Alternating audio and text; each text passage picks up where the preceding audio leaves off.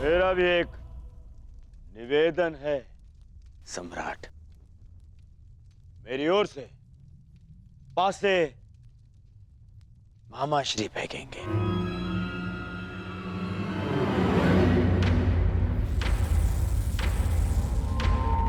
क्यों दुर्योधन, पराजय से भयभीत हो?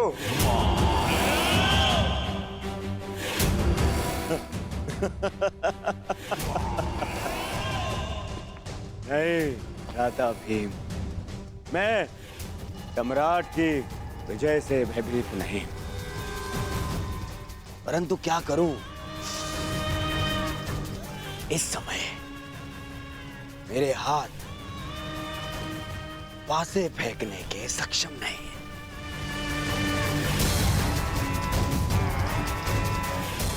और यदि मैं हार गया तो भ्राता युधिष्ठिर को लगेगा कि मैं उनके सम्मान में हार गया।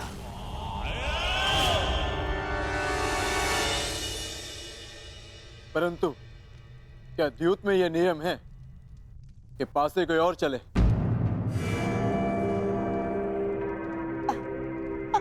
अब अर्जुन, क्या है, ये नियम नहीं है, ये खिलाड़ी का अधिकार है जो दुर्योधन ने उपयोग किया। जैसे युद्ध में नहीं होता, लड़ते सैनिक हैं, पर विजय पर अधिकार किसकी होती है? राजा की। और फिर दुर्योधन तो केवल निवेदन कर रहा है अर्जुन। अब सम्राट की इच्छा कि वो अपने अनुज दुर्योधन का निवेदन स्वीकार करते हैं या नहीं? स्वीकार है। धन्य हो सम्राट, धन्य हो। सम्राट का मन इंद्रप्रस्थ जैसा ही विशाल है। बैठिए, पधारिए।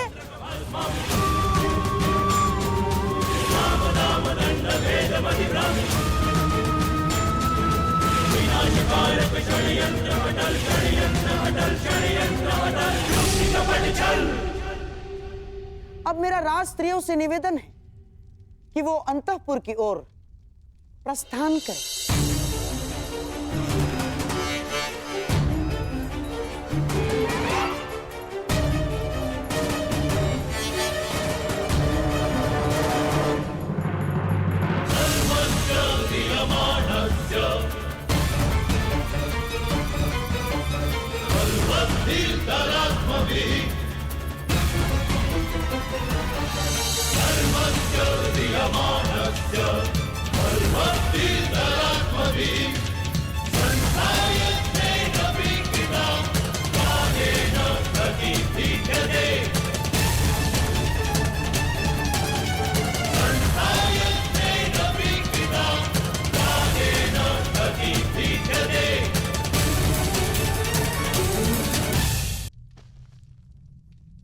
सम्राट, खेल प्रारंभ करें।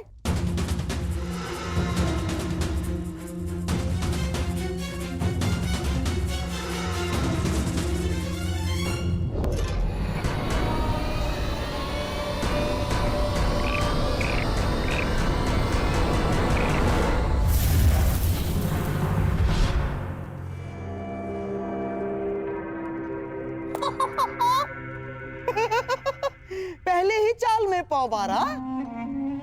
प्रतीत होता है कि भाग्य भी चक्रवर्ती सम्राट के अधीन है।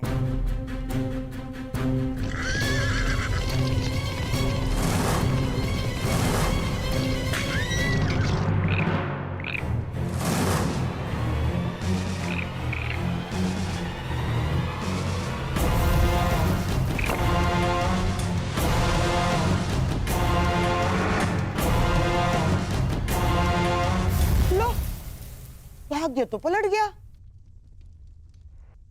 इस बार दुर्योधन आगे निकल गया।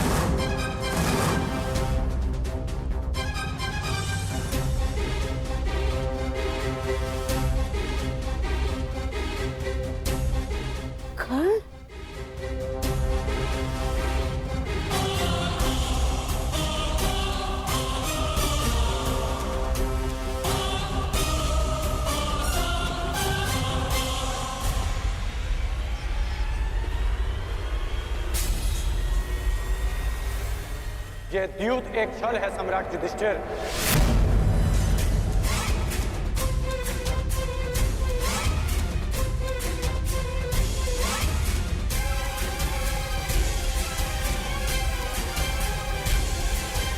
और गांधार राज द्यूत में आपका सब कुछ छीन लेना चाहते हैं।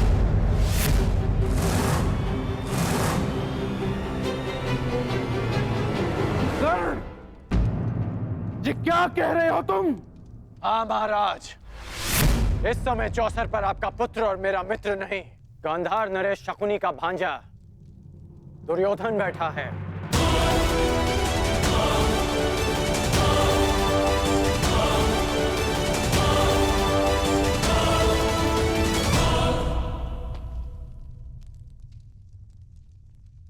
मित्र, रुक जाओ मित्र। अभी भी कुछ नहीं बिगड़ा। हर कर्म के अपने फल होते हैं मित्र। हर क्रिया की प्रतिक्रिया होती है। हम वही काटते हैं जो हमने बोया है। और तुम कुछ ऐसा मत बो देना मित्र जिसका दुष्परिणाम भविष्य को काटना पड़े। सच्चा मित्र सिर्फ वो नहीं होता जो हर मार्ग पर आपके साथ चले, बल्कि सच्चा मित्र वो होता है जो आपको कुमार्ग पर चलने से रोके। अद्भुत अंगराज, अद्भुत। अपने मित्र के विरोध में जाने को तुम मित्रता कहते हो?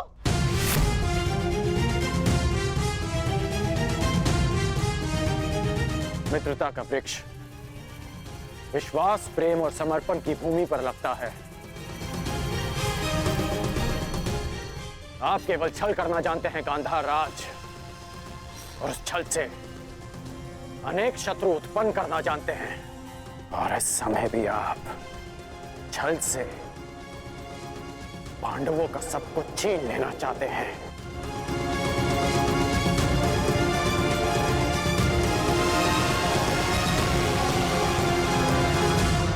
छल से पांडवों का सब कुछ छीन लेना चाहते हैं।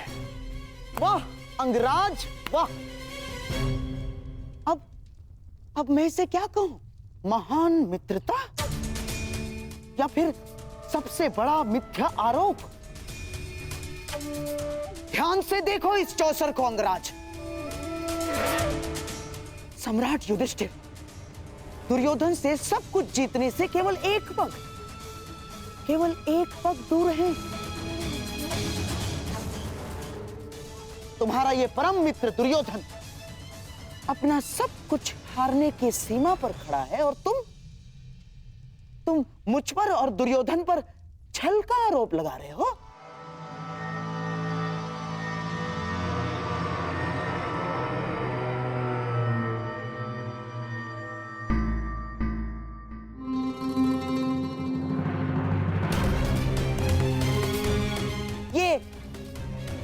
ये कैसा मित्र बनाया है तुमने?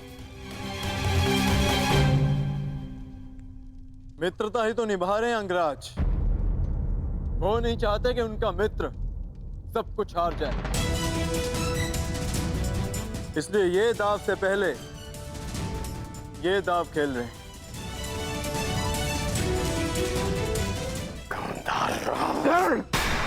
ये क्या कह रहे हो तुम? इस भांति राजसभा में आकर किसी पर लांछन लगाना सही बात नहीं है अंगराज। यहां सबके समक्ष खेल हो रहा है, कोई छल नहीं हुआ है। अब प्रलाप बंद कीजिए और शांति से अपना स्थान ग्रहण कीजिए। यहां मुझ पर सबसे बड़ा उत्तरदायित्व है मेरे दुर्योधन को इस हार से बचाना। चाहिए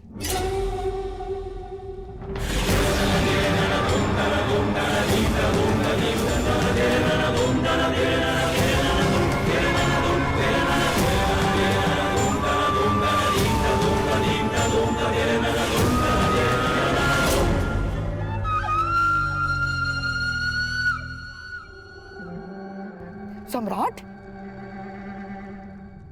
खेल प्रारंभ किया जाए।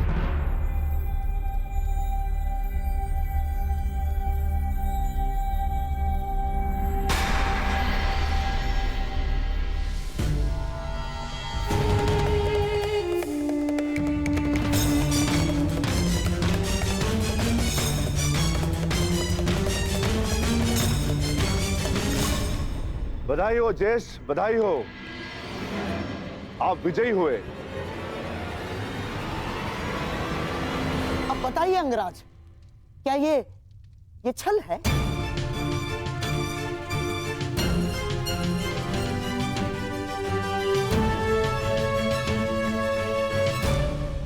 मेरी बात समझो मित्र, मैं जानता हूं कि आगे क्या होने वाला है। मैंने आज तक तुमसे कुछ नहीं मांगा, परंतु आज मांग रहा। इस खेल को रोक दो। तुम्हारा प्रतिशोध लिया जाएगा मित्र, मैं लूंगा तुम्हारा प्रतिशोध, परंतु युद्ध भूमि में, युद्ध क्रीड़ा में नहीं। मैं वचन देता हूं मित्र कि संसार की सारी संपत्ति विजयी करके तुम्हारे चरणों में रख दूंगा। बस इस खेल को रोक दो मित्र।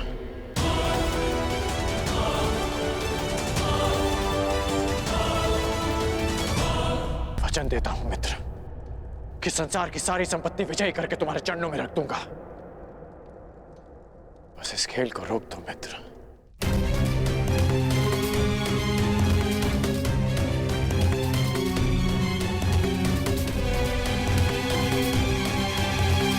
किस सोच में हो दुर्योधन? तुम्हारा मित्र कर्ण इतना निवेदन कर रहा है तो मान लो अपने मित्र की बात। जो कुछ तुम्हारे पास थोड़ा बहुत बचा है उसकी भी रक्षा हो जाएगी। और वैसे भी तुम्हारे पास बचा ही क्या है जिसे तुम दांव पर लगा सको?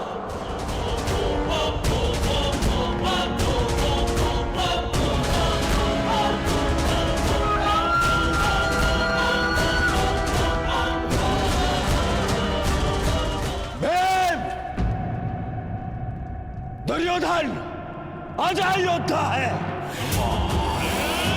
दांव चाहे युद्ध का हो या चौसर का, पीछे नहीं हटेगा दुर्योधन।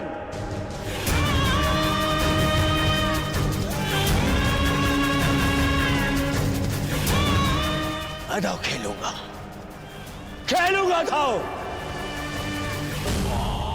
खेलो, अवश्य खेलो, परंतु ज्येष्ठ के विरुद्ध दांव पर क्या लगाओगे? सर्वस्व, वो जिस पर मेरा अधिकार है और वो भी जिस पर मेरा अधिकार होगा।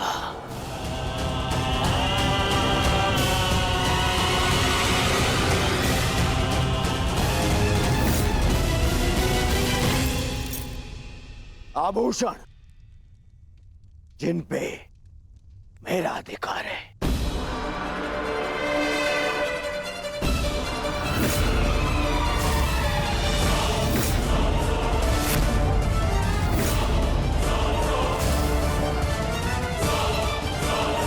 ये हस्तिनापुर के युवराज का मुकुट, जिस पर मेरा अधिकार है।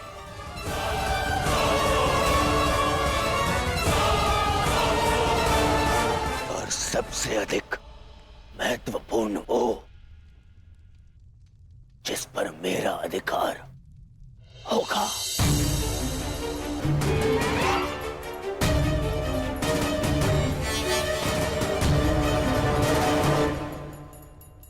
हस्तिनापुर।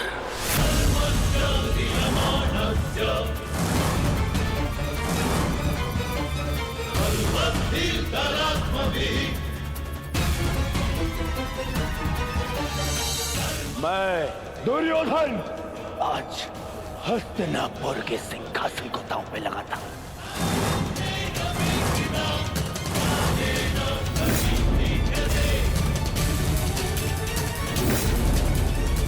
बस दुर्योधन,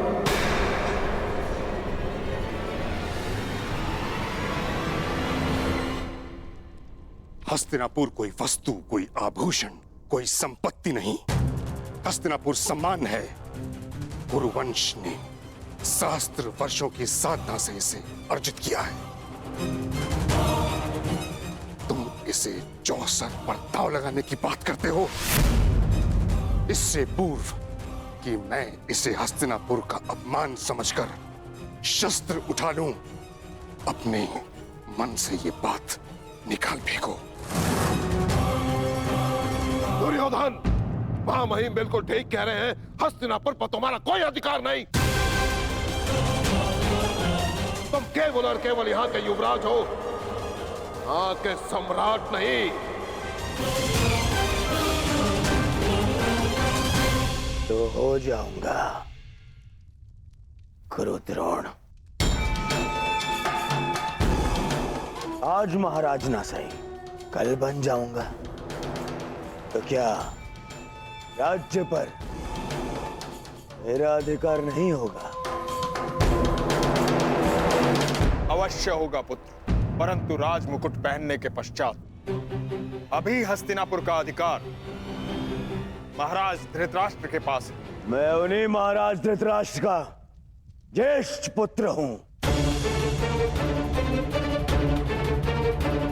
मनुष्य अपने जन्म से नहीं, अपनी सोच से, अपने विचारों से ज्येष्ठ होता है दुर्योधन। और एक बात अपने मस्तिष्क में बिठा लो कि हस्तिनापुर पर तुम्हारा कोई अधिकार नहीं।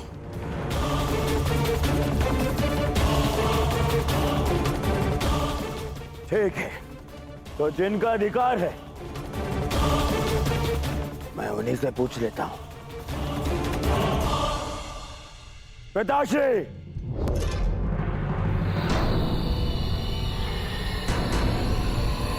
मैंने अपने आप को वचन दिया है कि आपका पुत्र ये खेल जीत के रहेगा।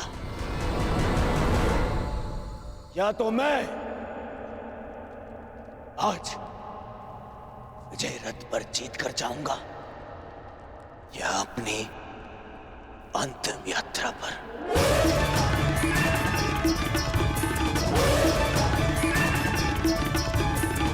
जिस सम्मान की बात पितामह कर रहे हैं,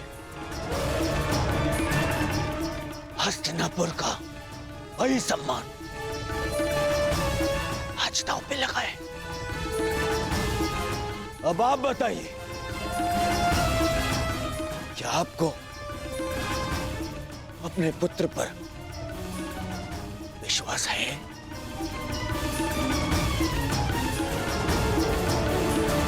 या आप भी पितामह की भांति हस्तिनापुर पर मेरा अधिकार नहीं मानते? क्या विभाजन के पश्चात भी आपको लगता है कि मेरा इस सिंहासन पे अधिकार नहीं? बोलिए ना पिताश्री।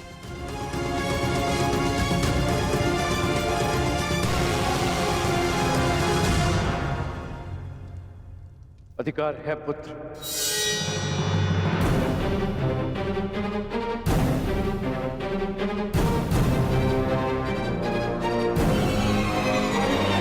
और मैं तुम्हें उस अधिकार का प्रयोग करने की अनुमति देता हूं।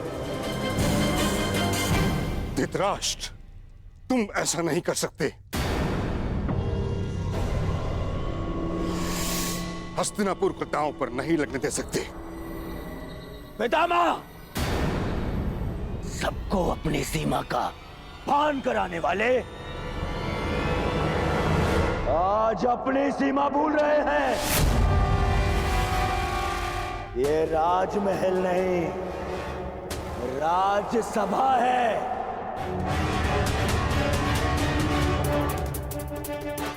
और इस समय वो अपने महाराज से बात कर रहे हैं, और आप सेनापति हैं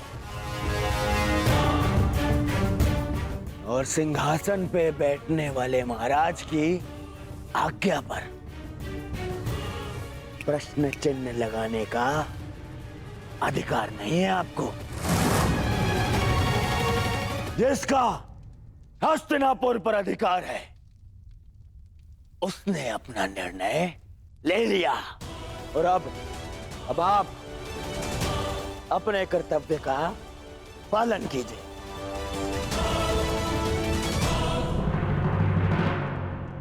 तो अब मैं दुर्योधन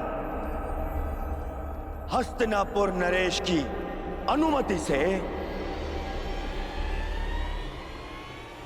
समस्त हस्तिनापुर को दांव पे लगाता हूं।